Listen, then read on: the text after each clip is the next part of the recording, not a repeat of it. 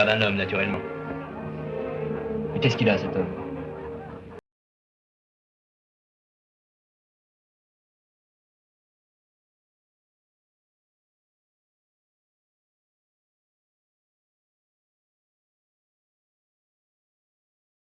C'est même à ça qu'on les reconnaît.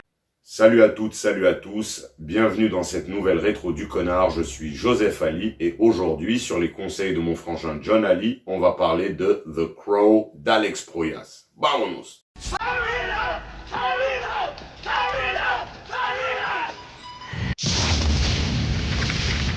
Devil's Night is upon us again. A little party, start a bunch of fires, make a little profit.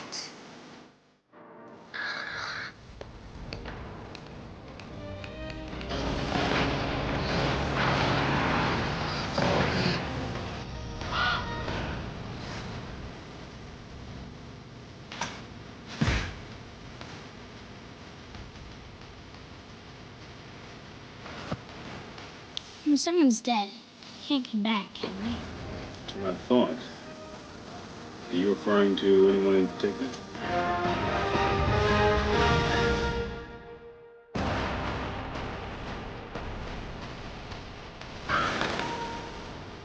My daddy used to say, every man's got a devil. You can't rest till you find him. Winked at me before he jumped out a fourth-floor window like that once.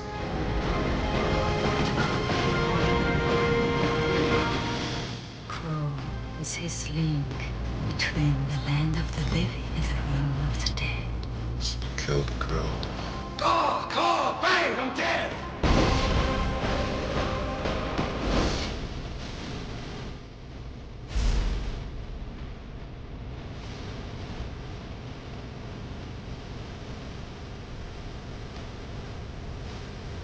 Or bash the devil's stuff. I felt how awful goodness is. I felt how awful goodness is. Eric Draven et sa fiancée Shelly, interprétés tous deux respectivement par Brandon Lee et Sophia Shinas, sont brutalement assassinés par un gang dans leur appartement. Un an après leur mort, un corbeau mystique vient sur la tombe d'Eric, lui redonne la vie afin qu'il puisse accomplir sa vengeance et la justice. La photo est succulente à mon œil. Il y a vraiment tout ce que j'aime, un vrai régal pour les yeux, le travail de la lumière, des ombres, tout est parfait, toutes les couleurs sont bien travaillées, il y a une chaleur, on a une belle alternance entre le chaud, le froid, les saturations, on a des parties où on est très coloré avec des rouges très appuyés et juste après des parties où on est très terne dans une colorimétrie assez froide. C'est vraiment un super mélange. Il y a beaucoup de maîtrise, le jeu d'étalonnage est vraiment parfait. Il y a énormément de talent à l'exception de certains plans sur maquette qui ont un petit peu mal vieilli. Sinon, Dariusz Wolski fait vraiment un travail magnifique, formidable. Ce travail va d'ailleurs ensuite lui permettre de travailler sur beaucoup d'autres projets. Vous êtes juste pas prêts. Alors il y a USS Alabama, Dark City, Le Fan, Les Pirates des Caraïbes, Pirates des Caraïbes, Prometheus, Sicario, putain c'est le mec qui a fait la photo de Sicario, bordel. Dernier duel, House of Gucci, là je vous ai fait le CV raccourci. Le mec c'est une pointure de malade. Donc du coup la photographie c'est vraiment une leçon dans le genre. La réalisation elle est très bonne aussi, il y a beaucoup de travail. La caméra est maniée avec beaucoup de maîtrise, il n'y a rien d'inutile. Il y a pas mal de scènes et de plans qui font case comics et ça j'ai vraiment beaucoup aimé parce que du coup ça fait case comics mais c'est pas pour se la péter ou juste pour être là. Ça fait case comics pour servir le récit et je trouve ça vraiment très très bon. Il y a de très beaux plans et franchement avec une photo de cette qualité là, pas faire de beaux plans, ce serait un terrible crime qui mériterait l'enfer éternel ou la damnation. En tout cas, là, c'est mission accomplie dans ce compartiment. Ça va au niveau réel et tout, le mec est propre, sans fioritures. C'est un petit peu mal vieilli sur certains plans, mais franchement, nickel. Alors, au niveau de la mise en scène, on a quelque chose de très direct. Dans les 15 premières minutes, on t'a torché l'origin story. C'est pas bâclé, mais par contre, ça perd pas de temps. Et ça, c'est vraiment une qualité du film. On va alterner du gras avec du subtil. Moi, personnellement, j'aime bien parce que Je trouve que dans le cinéma, tout est question de dosage, et là justement, il y a un bon dosage de toutes ces petites choses. C'est simple, tout en distillant quand même un propos sur la mort, la vengeance, le chagrin, le deuil, le tout dans un environnement urbain théâtralisé, mais qui au final ne semble pas si irréel que ça. En fin de compte, c'est une mise en scène qui est plutôt intelligente et totalement à propos. Elle sert vraiment la narration et elle éclaircit le récit. Pour le scénario, c'est basé sur un comics, mais c'est écrit pour le cinéma. Ça sait dépeindre les personnages, ça sait les écrire. On va quand même regretter un petit peu le manque d'explications sur certaines parties du film, mais grosso merdo, ça tient vraiment bien la route. Le casting, alors il y a du beau monde. On a Michael Wincott qu'on a vu récemment dans Nope et il y a un petit moment déjà dans Alien Résurrection. Je kiffe ce mec, putain, il a un charisme de salopard de haut vol et ça marche à tous les coups sur moi. Il y a Bailing qui a un rôle également. On a Ernie Hudson. Putain, ce mec-là, il a fait tellement de films, des classiques, des films cultes. C'est une resta. On a David Patrick Kelly, que moi j'avais découvert quand j'étais beaucoup plus jeune dans Commando. C'est le mec qui se fait suspendre par Schwarzenegger à un moment donné au-dessus de la falaise. Vachement marrant comme scène, le gars qui fait le kéké, qui drague à tout bout de champ. On a Tony Todd, le célèbre Candyman, qui joue un rôle qui est pas du tout dans le style de ce qu'il fait dans Candyman, justement. Ils démontrent tous beaucoup de métiers et font vraiment un travail très intéressant. Et pour finir, avec pas des moindres, Brandon Lee. Alors, il joue énormément avec son corps, avec son visage dans ce film. Ça apporte beaucoup au personnage. Il y a un côté théâtral qui va tout à fait avec la logique du perso. Et moi, je le trouve drôle dans le sens où ça me fait penser un petit peu à un Punisher qui lirait du Shakespeare tout en défonçant sa victime. Ça lui donne un côté drôle et attachant, tout en n'ignorant pas qu'il est souvent l'annonciateur d'une mort certaine et terriblement douloureuse. En tout cas, Brandon Lee nous livre là une magnifique prestation, qui sera son ultime prestation, puisque malheureusement, c'est sur le tournage de ce film qu'il trouvera la mort dans de tragiques circonstances à l'âge seulement de 28 ans, le 31 mars de l'année 1993, paix à son âme. Alors les effets visuels, c'est 50-50. Il y a une partie qui est bonne, qui passe encore très bien aujourd'hui, et il y a une partie qui a moins bien vieilli, on va dire.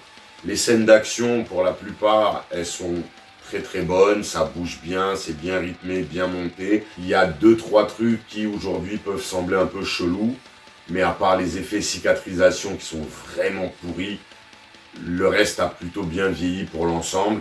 Pour 15 millions de dollars à l'époque, je trouve qu'on a plutôt du bon travail. La bande originale est très très bonne, elle allie d'excellents morceaux de l'époque avec des compositions originales qui sont tout à fait dans le ton et qui sont vraiment très agréables. Chapeau bas aussi là-dessus, j'ai kiffé. Alors, le film au global, c'est très très bon.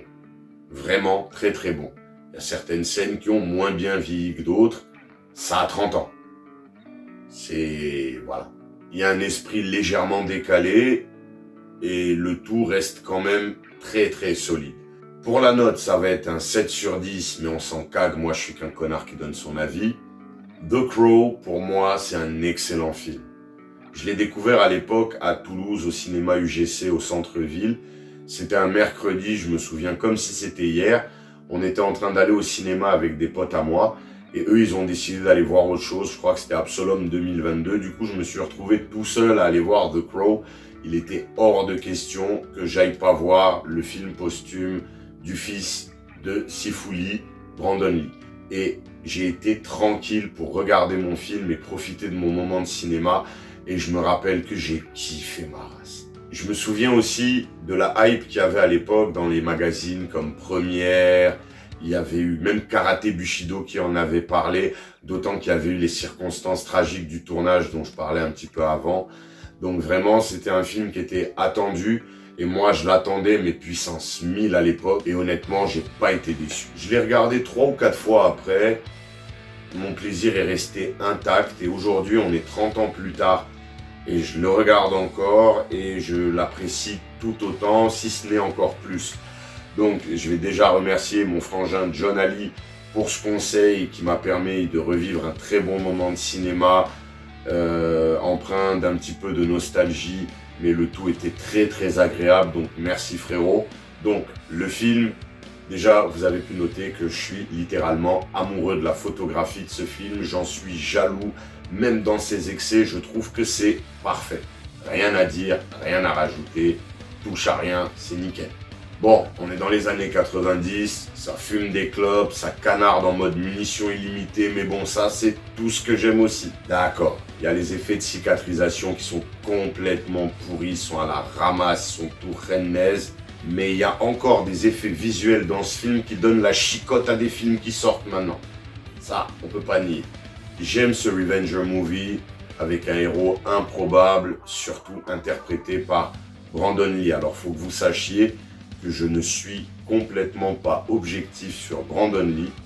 Je suis incapable de méjuger ou mal juger quelque chose qu'il ferait. Déjà, il est le fils de Bruce Lee et depuis ma plus tendre enfance, en fait, j'ai grandi avec ces images, ces photos que je me matais en boucle dans des films sur la vie de son papa. Donc c'est presque un membre de la famille. Donc je pourrais jamais médire sur une de ses performances. Donc même quand il joue mal, je vais trouver que c'est bien. Si quelqu'un me dit « Ouais, mais là, regarde, il a fait ça, c'est abusé », même si c'est vrai, je nierai. Je serai de mauvaise foi parce que j'aime ce mec comme si c'était mon propre frère. Me demandez pas pourquoi. C'est comme ça, j'y peux rien, c'est le fils de Bruce Lee, je peux rien faire contre ça. Ça va au-delà de ma compétence. Ok, si vous avez tout suivi, The Crow, c'est un film que je recommande vivement. Moi, je kiffe de fou malade. Voilà, ce sera tout pour cette rétro du connard un peu particulière pour moi. Merci encore John Ali mon frère pour cette sélection. Je vais vous dire à très vite. D'ici là, abonnez-vous, c'est gratuit, sans engagement, tout comme mettre un pouce vers le haut et en plus ça me fait plaisir. Sinon, il y a le Tipeee du connard pour les vrais de vrais, le San de la veine. Le lien est en description. Moi je vous laisse avec ce petit hommage à Brandon. Cette modeste vidéo lui est dédiée ainsi qu'à son père Sifouli. Puissent-ils tous les deux reposer en paix. Take care. Cheers.